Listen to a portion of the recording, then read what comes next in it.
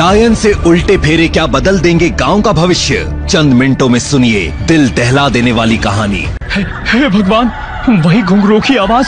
मुझे यहाँ से भागना होगा। लगता है वो डायन आसपास ही है। आज फिर वो किसी मासूम को अपना शिकार बनाकर खा जाएगी। अमावस की काली रात और अधियारी हो गई थी। विमला का पेट खून से भीगा हुआ था और उसका नवजात बच्चा गायब हो चुका था। लहूलुहान विमला को देखकर दाई माँ की चीख निकल जाती है। दाई माँ, क्या हुआ? सर्वनाश, सब खत्म हो गया। वो ले गई हमारे बच्चे को। कृष्णकांत शास्त्री ने जैसे ही कमरे में कदम रखा तो वहाँ विमला की खून से लथपथ लाश पड़ी थी और खून से सने पैरों के निशान खिड़की की तरफ जा रहे थे, जो किसी बड़ी अनहोनी की तरफ इशारा कर रहे थे। विमला के अंतिम संस्कार के बाद सारा गांव एक जगह इकट्ठा हुआ। मैं चाहकर भी तुम्हारे लिए कुछ नहीं कर पाया कृष्णकांत। मैंने पहले ही कहा था कि विमला को इस गांव से दूर ले जाओ, वरना बाकी औरतों की तरह वो डायन विमला को भी मार देगी। अब क्या कह रहे हैं गुरुजी? क्या हम ये गांव छोड़कर कहीं और चले जाएं? कब तक इस समस्या से भागते रहेंगे? जब तक गांव का कोई आदमी उस डायन से शादी नहीं करेगा, वो इसी तरह लोगों को मारती रहेगी। और कौन करेगा उस डायन से शादी? 21 बच्चों की बलि देकर एक डायन कर्ण पिशाचिनी बनती है, लेकिन अगर कोई इंसान उससे शादी कर ले तो भी वो कर्ण पिशाचिनी बन जाएगी, लेकिन फिर वो गांव वालों को नुकसान नहीं पहुंचाएगी। लेकिन उस डायन ने हमारे ही गांव को क्यों चुना? एक अघोरी जो इस गांव से अपना पुराना बदला लेना चाहता था, उसी ने समय के दरवाजे को खोलकर डायन को इस गांव में आने के लिए उकसाया और उसे सिद्ध करके गांव में जगह दे दी। डायन जहां प्रकट होती है वो उस इलाके के 5 किलोमीटर के दायरे में ही अपनी काली शक्तियों का इस्तेमाल कर सकती है। बाबा, कोई उपाय तो जरूर होगा इस मुसीबत से छुटकारा पाने का। काली किताब जो दोबारा उस समय के उस पार भेज सकती है, लेकिन कोई नहीं जानता वो काली किताब कहाँ है। और तभी भीड़ से एक आवाज आती है और ये आवाज थी ध्रुव की, जिसका परिवार बहुत पहले रातों रात ये गांव छोड़कर भाग गया था।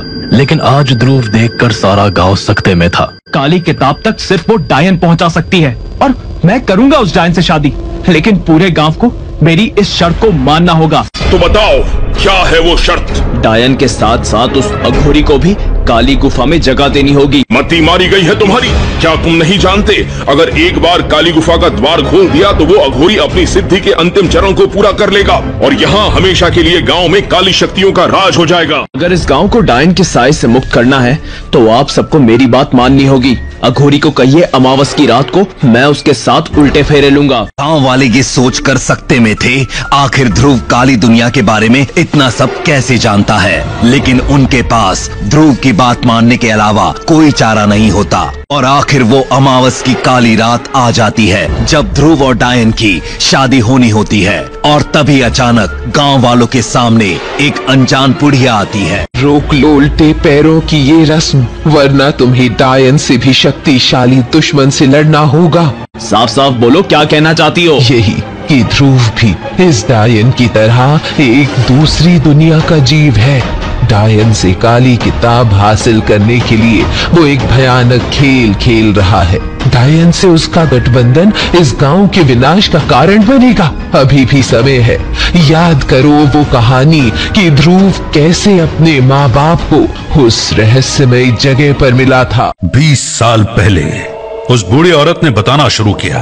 वही अमावस की रात थी। बारिश और तूफान ने जैसे उस गांव को उस रात श्राप दे दिया हो।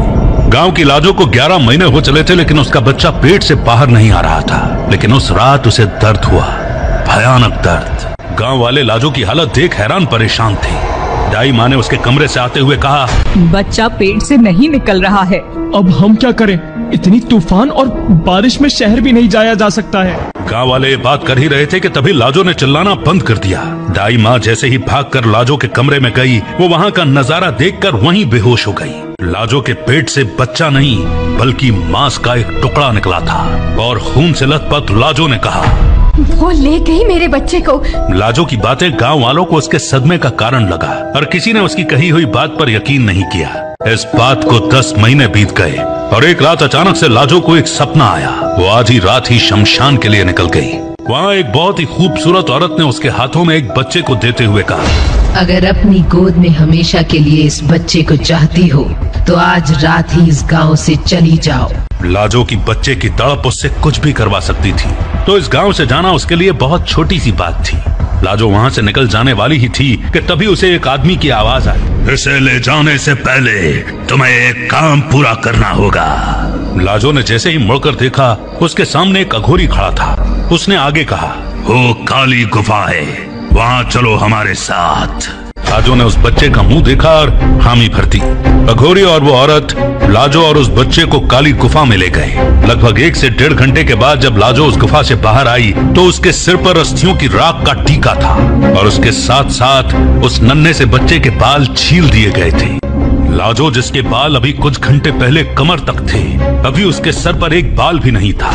वो शमशान से भागती हुई अपनी कोठरी में आई, इस बात की तसल्ली लिए कि उसे वो घिनौनी क्रिया करते हुए किसी ने नहीं देखा। उसी रात लाजो अपने उस बच्चे और परिवार के साथ वहाँ से चली गई। लेकिन उस रात उस शमशान में उन तीनों के अलावा कोई और भी था, और वो थी दाई माँ, वही बूढ़ी औरत जो जानती थी लाजो और उसके बच्चे ध्रुव की असलियत। ये तो उस रात की आधी सच्चाई है, लेकिन जिस दिन मैं इस गांव वालों को पूरा सच बता दूंगी, उस दिन उनके साथ भी वो होगा जो मेरे साथ हुआ था। इसीलिए रोक लो, उस ध्रुव को रोक लो। आखिर उस रात की पूरी सच्चाई क्या थी? उस अघोरी और डायन ने लाजो के साथ कौन सी घिनौनी क्रिया करवाई थी?